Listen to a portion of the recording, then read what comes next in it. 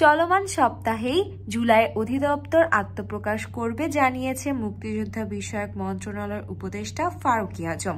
অধিদপ্তরের অধীনে জুলাই অভ্যুত্থানের শহীদদের জুলাই শহীদ এবং আহতদের জুলাই যোদ্ধা হিসেবে স্বীকৃতি দেওয়া হবে। সে অনুযায়ী সনদ পরিচয়পত্র দেওয়া হবে বলে জানিয়েছেন মুক্তিযুদ্ধ বিষয়ক মন্ত্রণালয়ের উপদেষ্টা। এছাড়া স্বীকৃতিপ্রাপ্ত জুলাই যোদ্ধারা ক্যাটাগরি অনুযায়ী এককালীন ও মাসিক ভাতা পাবেন বলে জানিয়েছে ফারুকী আজম।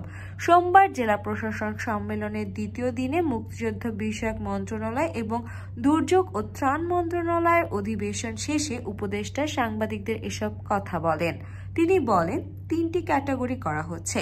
এই ক্যাটাগরির যোদ্ধারা এককালীন 5 লাখ টাকা ও মাসিক 20,000 টাকা ভাতা পাবেন।